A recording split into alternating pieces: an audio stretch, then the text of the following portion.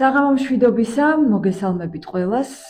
მშვიდობისა ეს სიტყვა ნამდვილად ყველას მინდა გამოგიგზავნოთ და მშვიდობიანი საღამო გისურვოთ ყველას, ვისაც აქვს ახლა განწყობა იმის, რომ გვისმინოს, ვისაც ჭირდება საუბარი, მოსმენა, ვისაც ჭირდება ახლა, ასე ვთქვათ, განტვირთვა, რაღაც ყურადღების გარკვეულწილად გადატანა იმ თემებზე, რომელზეც ვისაუბრებთ ჩვენ დღეს, თქვენოსმენთ ქალების რადიოს, მე დაგიბრუნდით დღეს ოთხშაბათი საღამოა და გთავაზობთ ვისაუბროთ იმ ყველაფერზე, რაც ჩვენ გვაღელვებს, გვაფიქრებს, გვაშფოთებს ხშირად, რასაც ვერ ვერევით ხანდახან მხოლოდ საკუთარი ძალებით და ეს სწორედ ის დრო და სივრცეა, როდესაც ვსაუბრობთ ჩვენ ამ ყველაფერზე და რაღაცნაირად ვცდილობთ კიდეც ერთად რომ მივიდეთ რაღაც გამოსავლამდე და რაღაც გზა დავინახოთ იმისა, რომ ყვალინდელი დღე აუცილებლად შეიძლება იყოს უკეთესი. ალბათ ეს არის ის მთავარი მამოძრავებელი ძალა, რომელიც ყოველდღიურად გვაძლევს ჩვენ შემართებას იმისა, რომ წამოვდგეთ და დავძლიოთ ყველა ის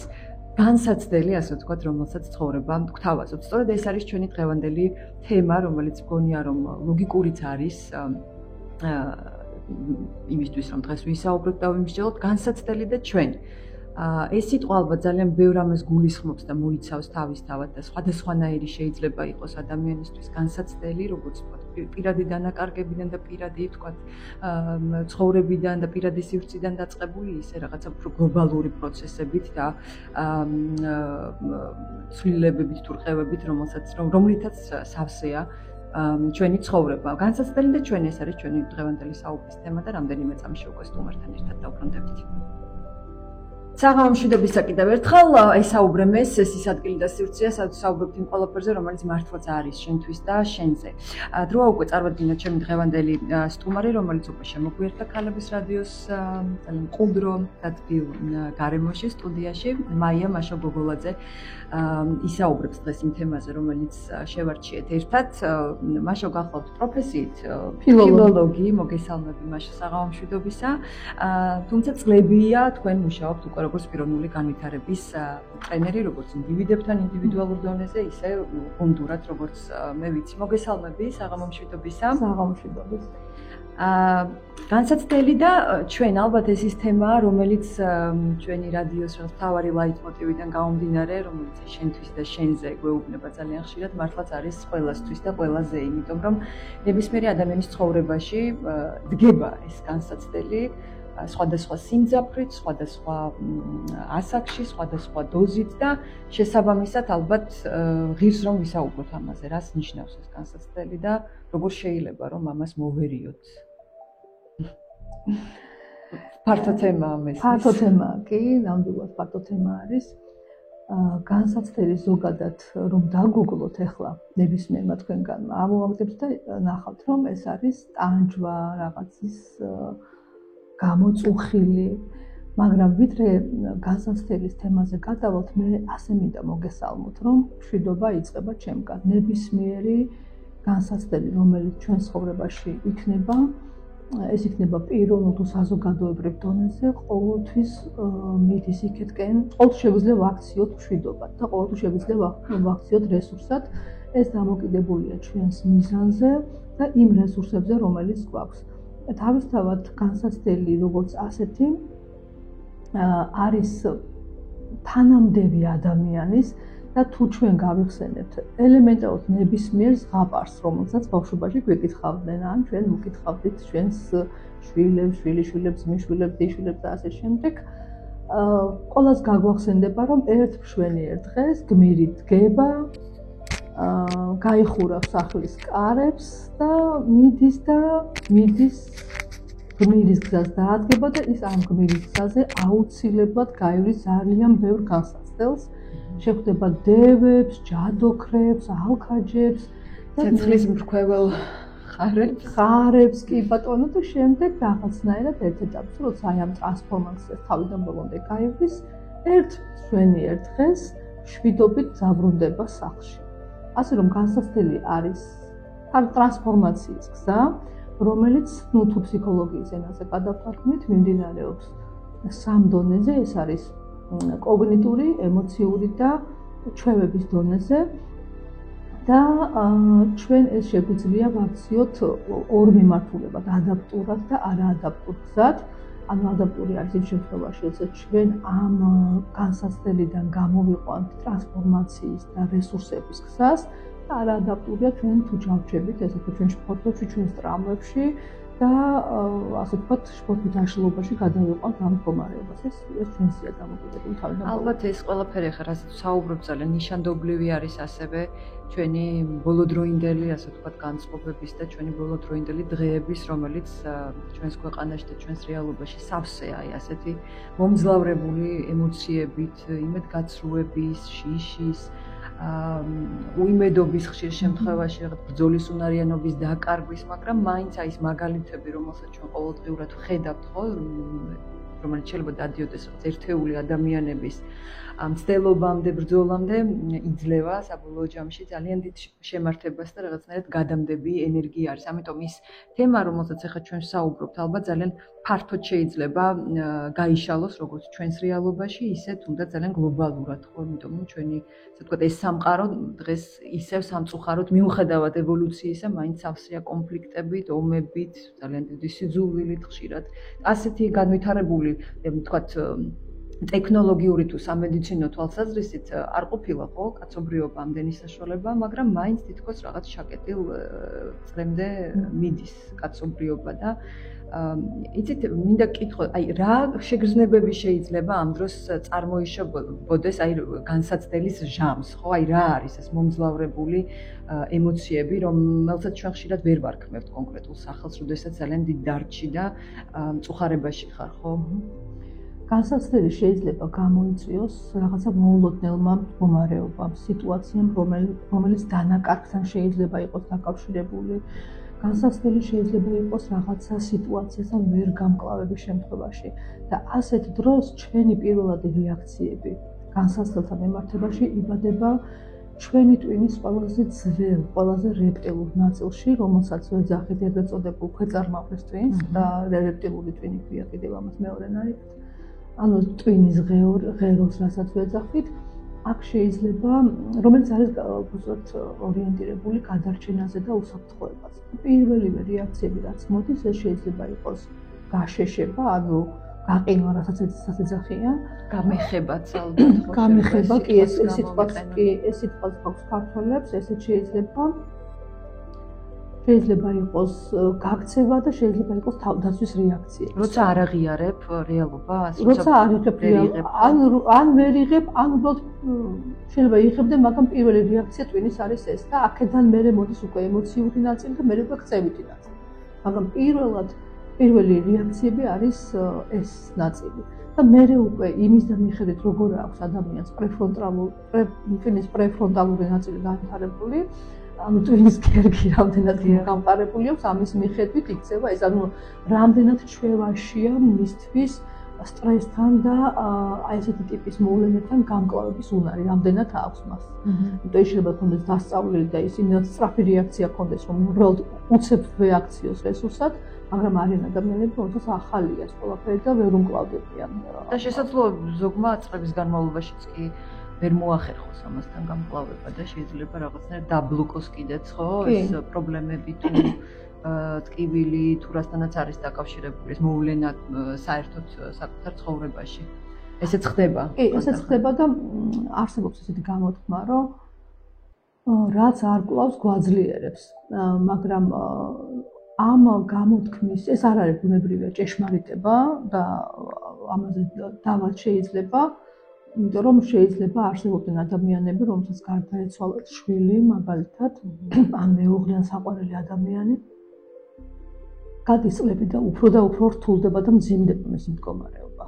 ანუ არ აძლიერებს ვიღაცას ეს განსაცდელი. ესეც შეიძლება დრო ყველაფრის მკურნალია, ხშირად არ ამართლებს. ეს შეიძლება არ იყოს მართალი, ხო?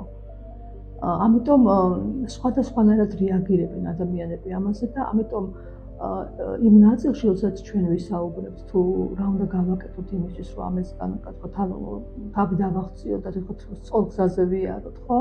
ძალიან მნიშვნელოვანი არის ხარდაჭერა და იმისი აღიარება, რომ უბრალოდ მე ეს ამბავი მაქვს. ამ ამბავში უბრალოდ ვარ, რომ ვაღიარო, რომ ვწუხ ვარ, მაგრამ ასეა. და მიცე შენს თავს იმის უფლება, რომ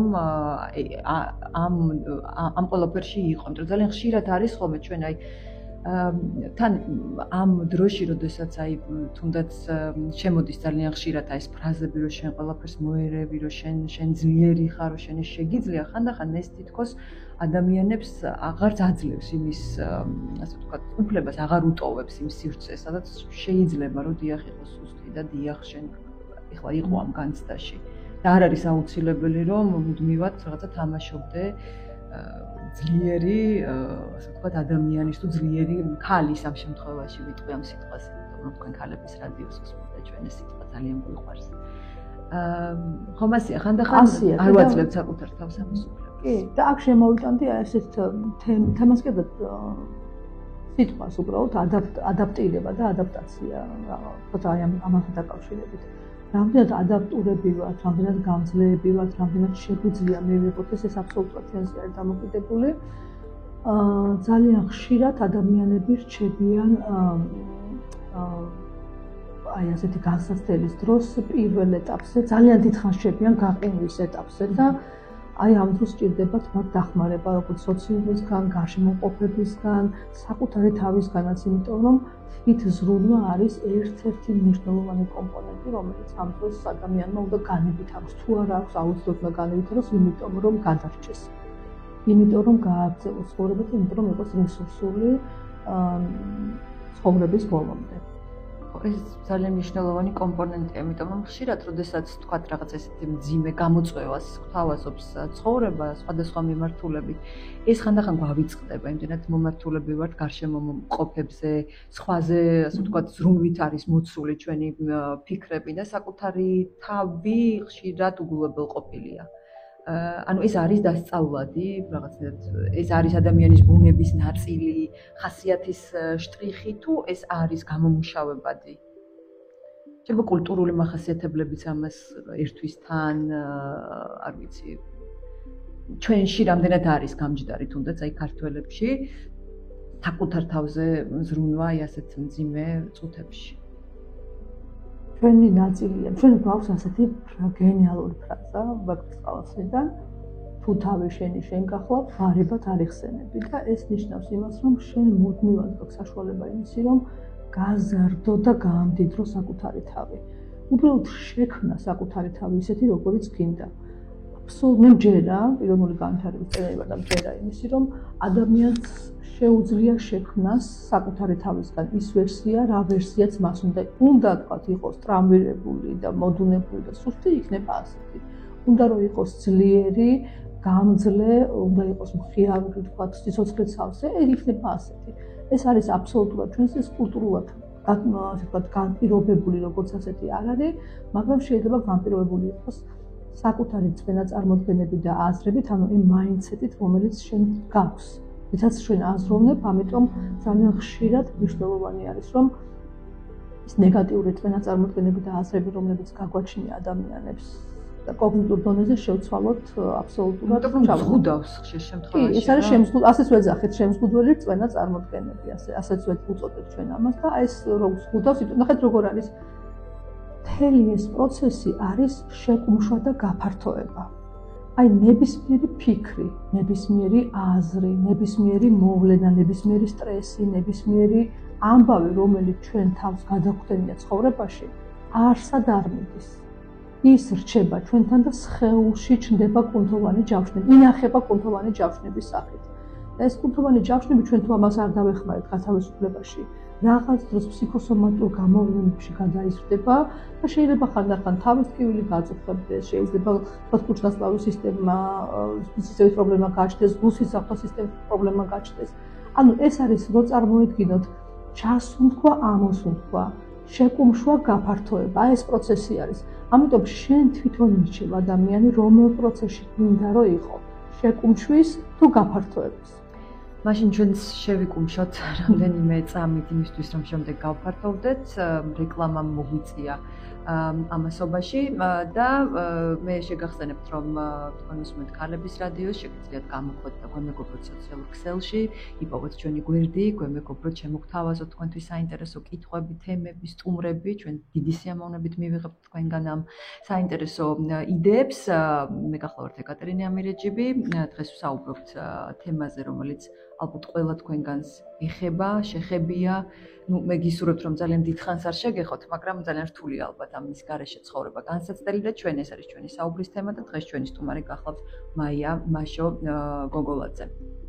რამდენიმე წამში დავბრუნდებით. საღამო მშვიდობისა კიდევ ერთხელ მოგესალმებით ყველას, დიახ, მშვიდობიანი საღამო მინდა გისურვოთ, მშვიდობიანი დღეებიც და საღამოც. ყველას ვინც გვისმენთ ახლა, თქვენ უსმენთ ქალების რადიოს, მე გახლავართ ეკატერინე ამირეჯიბი. დღეს გთავაზობთ ვისაუბროთ თემაზე, რომელიც ასე ჟღერს, განსაცდელი და ჩვენ. როგორ მოვერიოთ ამ თქვა სხვადასხვა სახის მძიმე დარტყმებს, მძიმე გამოწვევებს, რომელსაც ცხოვრება სხვადასხვა დროს გვთავაზობს და როგორ ვაქციოთ ისევ და ისევ შესაძლებლობად და არა ისეთ ტრავმად, რომელიც აღარ მოგწევს ცხოვრების გაგრძელების შესაძლებლობას. თუ განიცდით დღეს რაღაც ან მძიმე დანაკარგს, ან ტრავმას და დარწმუნებული ვარ, რომ ასეთი იქნება ჩვენს მსმენელებში, ძალიან გამიხარდება თუ კი ჩვენი ეს საუბარი დღეს გამოგადგებათ და რაღაცა იმედის ნაპერწკალს მაინც გააჩენს თქვენში. ჩვენი სტუმარი დღეს გახლავთ მაია მაშო გოგოლაძე, რომელიც გახლავთ პიროვნული განვითარების ტრენერი. მაშო პროფესიით რომ ფილოლოგია, ეს ალბათ ჩვენ საუბარსაც რაღაც ლაიტმოტივად გასდევს იმ მაგალითებიდან და პარალელებიდან გამომდინარე, რომელსაც გვთავაზობს საუბრის მანძილზე. მაშო ჩვენ პირველ ნაწილში ვისაუბრეთ იმაზე, თუ როგორი შეიძლება იყოს ეს თქვა სხვადასხვა ტიპის გამოცდილება, ტრავმა, განსაცდელი ხო ადამიანებისთვის, კაცობრიობისთვის, გააჩნიათ თქვა როგორ შევკუმშავთ და გავაფართოვებთ ამ თემას ხო, კონტექსტიდან, სიმძიმიდან თუ მასშტაბებიდან გამომდინარე. შეგვიძლია ვისაუბროთ ახლა იმაზე, თუ როგორ რთულია ესეთ დროს შეთავაზო რაღაც ერთი უნიკალური ფორმულა ადამიანებს, იმიტომ რომ ყველას განსხვავებული რესურსი აქვს ხო, ასეთ დროს მოერიოს ამ პრობლემებს და ვთქვათ დაარც თუ მწუხარებას, მაგრამ თუ შეგვიძლია მაინც ადამიანებს უთხრათ როგორ შეიძლება, რაში შეიძლება იპოვონ ასეთ დროს იმედი, ძალა, არ ვიცი, მე ხანდახან მგონია ხოლმე რომ ისევ და ისევ საქმე შეიძლება იყოს, ან რაღაც ახალი ჰობი, ან რაღაც ახალი ინტერესი ასეთ დროს და დამხმარე, ასე ვთქვათ, რგოლი, რომ წამოდგე. ჩემ შემთხვევაში დღეს ასე გამოვიდა. ძირეხნიანი პაუზის შემდეგ აი დღეს ისევ გამოვედი სამსახურში, იმიტომ რომ საქმე მეხმარება ასეთ დროს. მე ვარ პიროვნული განვითარების ტრენერი, როგორც შემთხვევით, ძალიან მიყვარს პრაქტიკული სავარჯიშოები. მოკეთ პრაქტიკული სავარჯიშოები, რომელიც აბსოლუტურად ცვლის ტვინს და გვაძლევს იმის საშუალებას, რომ ჩვენი ტვინი იყოს, ჩვენ გამოვიყენოთ ჩვენი ცვლილებებისთვის. ამიტომ თუ ნებას დამთავრდ ერთ პატარა პრაქტიკას გაგიზიარებ, რომელსაც ქვია 4 რას პრინციპი, 4 რას პრინციპი და ნებისმიერ გამოწვევას, როცა ცხოვრებაში ვაწყდებით, შეგვიძლია ასე თქვა, ასე დავსვათ შეკითხვა და ასე წავიყვანოთ ამისი განხილვის პროცესი. რა ხდება ახლა? პირველი რა არის? რა ხდება ახლა ჩემს გარშემო? რა სიტუაციაში ვარ, რა მდგომარეობაში ვარ, რა არის ის ტრიგერი, რომელიც იწვევს ახლა ჩემში ამ მდგომარეობას, რომელშიც ვიმყოფები. მეორე რა არის, რას ვგრძნობ, ახლა მე რას ვგრძნობ, რომ მარტივად ამოვიცნოთ, გულზე უნდა დავიდოთ ხელი და აი რაც ხდება გულში იმ მომენტში, ის უნდა დავასახელოთ, მაგალითად ბედნიერი ვარ, მოწყენილი ვარ, ფრუსტრირებული ვარ, აღტაცებული ვარ, აღთოვანებული ვარ, გაბრაზებული ვარ, ეს ყველაფერი არის ცნობები. მესამე რა არის, რა დამეხმარება ახლა მე ამ სიტუაციაში, რა იქნებოდა უკეთესი ჩემთვის და მეოთხე რა გახლავთ, რა შემიძლია გავაკეთო იმისთვის, რომ თავი ვიხსნო ასე, როგორც მინდა რომ ვიყო. მაგრამ მესამე და მეოთხე რაზე ხშირად პასუხი მოძებნა რთულია. ანუ არ იცი ხანდახან ადამიანმა რა შეიძლება, იმიტომ რომ ის კონკრეტული გამოწვევა შენ იმდენად დიდად და მასშტაბურად გეჩვენება, რომ შეიძლება გეგონოს რომ არც არსებობს აქედან ამ მდგომარეობიდან გამოსავალი არა? ხშირად ხდება ასეც, გონია რომ ვერ არქმევ რაღაცა სახელს, მაგრამ არის ერთი გზაც, როცა შეიძლება პროფესიონალი დაიხმარო ამ საქმეში და პროფესიონალებს მიმართო იმისთვის, რომ ამ შეკითხვებზე პასუხები გაპოვნინო. თუ ეს გიჭირს, მაგრამ როგორც წესი, არც ისე რთული საკითხია ეს და ამ ყველაფერში კარგი ის არის, რომ აი ამ 4 რაზე ამ პრინციპს როგორც კი შენი გონება, შენი აზროვნება, შენი მაინდსეტი, აი ერთხელ დაიმახსოვრებს ნებისმიერ სხვა სიტუაციაში, როცა შენ დამჭირდება რაღაცის პოვნა, რაღაცაში იმედის ნაპერწკალი, რაღაც გადარჩენის მომენტში იქნება, ის ყოველთვის იმუშავებს და ავტომატურ ჩვევაში გადის. ამას ისე ვთქვათ, 20-ჯერ, 20-ჯერ, 25-ჯერ თუ გააკეთებ, აი ეს მომენტები არის ხოლმე. ხო, ვემალობთ, რომ ნებისმიერი ქცევის სრულება ჭირდება, ვთქვათ, 21 დღე, 58 დღე, სხვადასხვა ვერსიები. როგორც აი ფიზიკური სხეულის დონეზე კუნთებს ჭირდება ვარჯიში, ასე ჭირდება გონებასაც კი ბატონო. ასე ჭირდება, ჩვენ უნდა ვავარჯიშოთ, ამ სავარჯიშოთ გონება და ნებისმიერ მაგალითად უკვე აღარ ჭირდება ამ შეკითხვების დასმა, იმიტომ რომ რაღაც განსაცდელი რომ მაქვს პირდაპირ გამჯდარია. პირდაპირ ხო რა ვზგრძნობ, რა მინდა, რა გავაკეთო ახლა. სხვადასხვა რადიოში ვართ ახლა და შემიძლია რადიოს პრინციპიც გასწავლოთ. ასე ეგეთი რადიოს პრინციპი. მაგალითად რაღაცა განსაცდელი მაქვს და ადამიანებს აქვთ მაგალითად ჰიპერბოლიზაცია ვიყვართ ქართველებს განსაკუთრებით და განსაკუთრებით დასავლეთ საქართველოში და ფაქტისგან ქმნიან რაღაცა ჰიპერბოლიზირებულ ფაქტს. თქო არსებობს რაღაცა მოვლენა, მაგრამ იმისგან მოკლედ სპილოს ჭიანჭველას გადააქცევენ სპილოს როგორც ვამბობთ, ხო?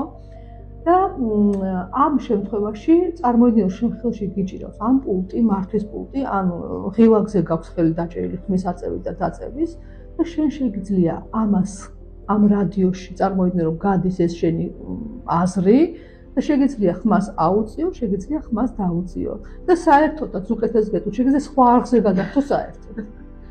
ანუ მართლმთლიანად ეს პროცესი შენ თვითონ. შენ ხარ ადამიანი და შენ გაქვს აი უნიკალური უნარი იმისი რომ მართო საკუთარი ცხოვრება. უბრალოდ შენი twin-ი უნდა გამოიყენო შენი ცვლილებებისთვის, შენი კეთილდღეობისთვის, შენი კარგად ყოფნისთვის და ძალიან ხშირად ეს არის იმდენად მარტივი, რომ აი ჩვენს მაგალითად ხალხურ პოეზიასაც თუ გადავხედავთ კარგად ჩვენს თქმულებებს, ყველგან ჩანს, რომ ეს სიბრძნე ჩვენში დევს, ანუ ჩვენს გენეტიკურ მეცნიერებაში ეს ყველაფერი არის, უბრალოდ უნდა ამოვიცნოთ და რაც მთავარია, ვაკეთოთ, ანუ ნაბიჯი უნდა გადავკოთ. ნაბიჯის გარეშე არაფერი არ გამოდის, უბრალოდ დავჭრებით იგივე მდგომარეობაში. ანუ ვაკეთოთ ყოფით დონეზე გადმოვიტანოთ. კი, იმიტომ რომ პრობლემის გადაწყვეტა არ ხდება იმ ადგილას, სადაც ეს პრობლემა წარმოიშვა. შენ ერთი ნაბიჯით უნდა გამოხვიდე გარეთ, შეხედო გარედან ამ პრობლემას. დისტანცირდე, ანუ უნდა დისტანცირდე ამ პრობლემას. ანუ შენ თუ იქ იხარშები და იმაში ხარ,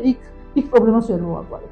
დისტანცირებულ მდგომარეობაში შეგიძლია ეს შენი მდგომარეობა შეცვალო, შენივე სასიკეთოდ და ამისი უნარი მე დარწმუნებული და ღრმად ვარ დარწმუნებული ამაში, რომ ნებისმიერ ადამიანს გააჩნია მიუხედავად ეროვნებისა, რასისა, სოციალური მდგომარეობისა, განათლებისა სხვათა შორის ეს უნარი ჩვენ გვაქვს და ამ უნარს ყველა ადამიანი იყენებს.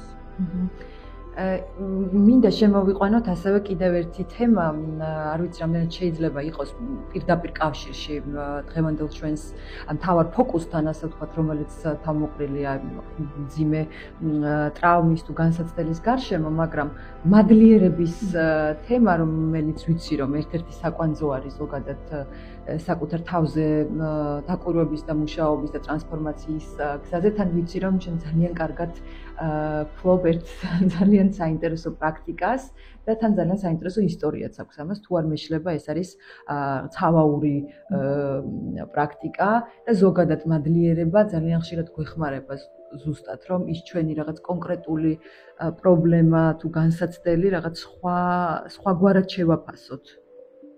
არა? კი, ჩემი აზრით და გამოცდილებით მადლიერება არის ყველაზე ტრანსფორმაციული გზა პიროვნულ განვითარებაში. ამ გზით თუ დადიხარ, ჩათვალე რომ შენ დადიხარ ყველაზე ეკოლოგიურ, ყველაზე ნაცნობ, ყველაზე უსაფრთხობილი გზა ცხოვრებაში და ეს გზა ყოველთვის მიგიყვანს ყველაზე მნიშვნელოვან ადამიანთან შეცდომაში, ეს არის საკუთარი თავი და იმ აღმოჩენამდე მიგიყვარს რომ საკუთარ თავში აღმოაჩინო ღვთიური საწყისი საკუთარ თავში. აი ამ საწყისთან მიგიყვარს აუცილებლად. ამაზე დიდი ბედნიერება მე მგონი არ არსებობს და სხვათა შორის მადლიერება არის ემოციური განვითარების ნაწილში ზუსტად ის თემა, რომელსაც ჩვენ ურჩევთ ხოლმე ადამიანებს, რომ სტრესში არიან, როდესაც რაღაცა ტრაუმულ მდგომარეობაში არიან, რომ მოდი და აპრაქტიკეს მადლიერება, თქვათ, სიტყვაზე თქვათ, იმ მოვლენის მიმართ, რომელიც შენში იწვევს განსაცდელს, ხომ? აი რისთვის ხარ მადლიერი ამ მოვლენის მაგალითად. ყველაზე რთული ამბავიც კი შეიძლება იყოს შენი განვითარების და ტრანსფორმაციის საწყისი, ყველა მომენტი, ყველაზე რთული მომენტიც კი შეიძლება იყოს. უბრალოდ მე ახლა აღარ დავკონკრეტები, მაგრამ მინახავს ძალიან ბევრი ადამიანი, მაგალითად შვილმკვდარი დედა, რომელიც დარჩა თავის ტრაგედიაში მისი სიცოცხლის ბოლომდე, მაგრამ ეს იყო აბსოლუტურად ტრანსფორმაციის ახალი ადამიანის დაბადება სულ ხანდახან, ხო?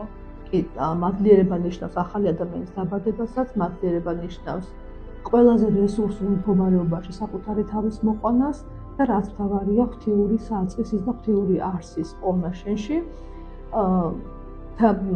თემა, რომელზეც შევლაპარაკობდი, ეს არის ჩემი უსაყვარლესი თემა, ძველი ჰავაური ტექნიკა ჰოოპონოპონო, რომელსაც აქვს 3500-იანი ისტორია, ეს აფრიკულმა ტომებმა წაიღეს თავის დროზე, როცა პოლინეზიის კუნძულებზე გადასახლდნენ და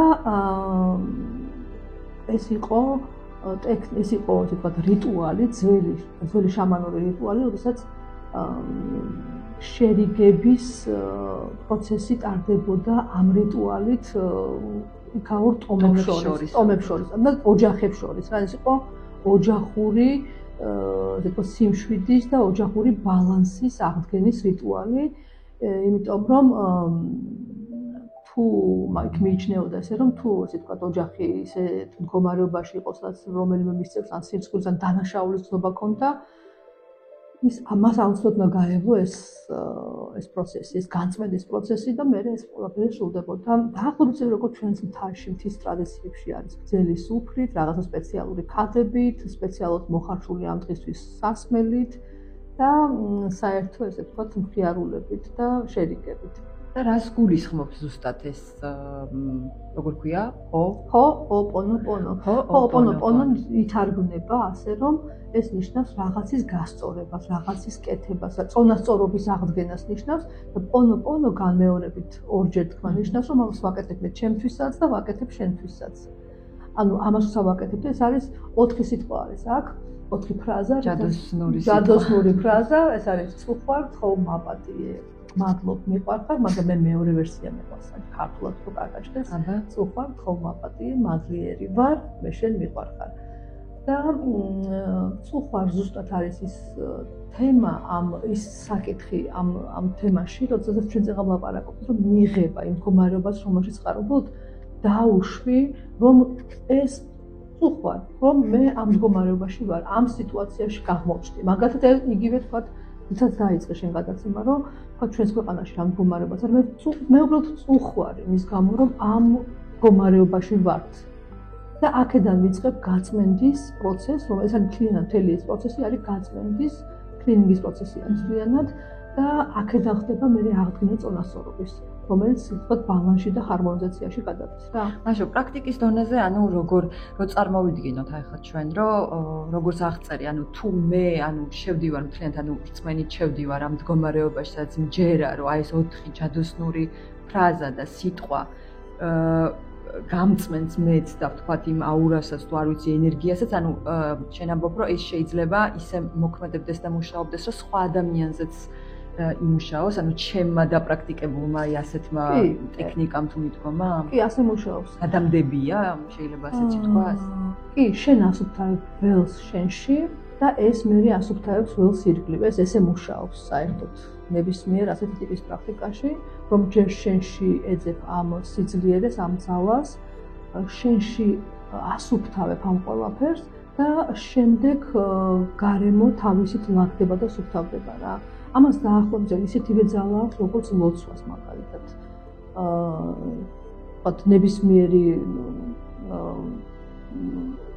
ნებისმიერ პრაქტიკაში, ნებისმიერ რელიგიაში, რასაც შეიძლება ადამიანი ლოცულობდეს. და სულხვარ ნიშნავს იმას, რომ მე უბრალოდ ვარ ამ პროცესში, ამის აღიარება, მადლიერი ვარ ნიშნავს იმას, რომ მე ვაძლევ განგებას, უფლებას, ანუ ზეციურ ძალებს, რომ აი ამ ბავშვის ჩაერის და მომცეს ძალა იმისი, რომ გავწმინდო ეს ყველაფერი. თხოვნ მაპატიე უკვე ნიშნავს იმას, რომ აი მაპატიე, რომ ამ მდგომარეობაში, ესე ვთქვათ, ესე ვარ და მე შენ მიყვარხარ, არის ის ჯადოსნური გასაღები, რომელსაც გადაყავ ეთზერო მდგომარეობაში, ნულოვანი მდგომარეობა ქვია ამას ამ პრაქტიკაში, სადაც ყველაფერი არის გაწმენდილი, არანაირი ხმა არ არის, არის აბსოლუტური სიჩუმე, აბსოლუტური სიწყნარე, მთლიანად ყველაფერი არის ეთზერო და ჩვენ ადამიანები, რომლებიც ვართ მოგონებათა ჯაჭვი, ამ მოგონებებისგან ხარ თავისუფალი აბსოლუტურად. და როდესაც შენ თავისუფლად ფურცელი აი დაახლოებით ესაა და შენი გასაღები გიჭირავს ეთზერო მდგომარეობაში იმისთვის, რომ მიიღო საუკეთესო გადაწყვეტილებები შენთვის. აი, როგორ დაალაგდება ეს სიტუაცია ჩვენი ქვეყნისთვის, ეს კიდევ სხვა საკითხი არის. ძალიან დიდი მადლობა მინდა გადაგიხადო. ალბათ ეს ძალიან კარგი ფინალია იმისთვის, რომ შევკრათ ჩვენი დღევანდელი თემა. მე მინდა უბრალოდ ჩვენ გამოგიწოდოთ ხელი ადამიანებს და გითხრათ, რომ თუ დღეს გეჩვენებათ, რომ გვირაბის ბოლოს სინათლე არ ჩანს, ეს შეიძლება სხვადასხვა ტიპის განსაცდელს ახლავდეს და მწუხარებას და მერწმუნეთ, რომ დღეს ჩემთვისაც არ არის ეს იდეალური და ჩვეულებრივი რიგითი დღე, იმიტომ რომ მეც გავდივარ ამ რაღაც ჩემ ასე ვთქვათ მძიმე პერიოდს. იცოდეთ, რომ აი თუნდაც ეს ჯადოსნური სიტყვები, რომელიც მუშაობს ზოგადად და ჰაერში შეიძლება დატრიალდეს თქვენი ენერგია სულ სხვაგვარად და სხვა ადამიანებსაც დაეხმაროთ ამით და საკუთარ თავს იცოდეთ, რომ აი ამ ბრძოლას ყოველთვის აქვს აზრი, მე მინდა ყველას გისურვოთ მშვიდობიანი საღამო და იმედი იმისა, რომ ხვალინდელი დღე ნამდვილად შეიძლება იყოს უკეთესი დღევანდელზე და თქვენც იყოთ იმაზე გაცილებით უკეთესები, ვიდრე ხართ დღეს. მაია მაშა გოგოლაძე საუბრობდა დღეს ქალების რადიოს პირდაპირ ეთერში თემაზე განსაცდელი და ჩვენ გისურვებთ, რომ ყველა ამ ტიპის განსაცდელს მოერიოთ და ყალიყოთ უკეთესები. მაია, ძალიან დიდი მადლობა გადაცემაში მონაწილეობისთვის. მადლობა თქვენ. შემდეგ ოთხშაბათამდე გემშვიდობებით და შემდეგ ოთხშაბათსაც აუცილებლად ძალიან საინტერესო თემაზე ვისაუბრებთ. ეს არის ქალების რადიო.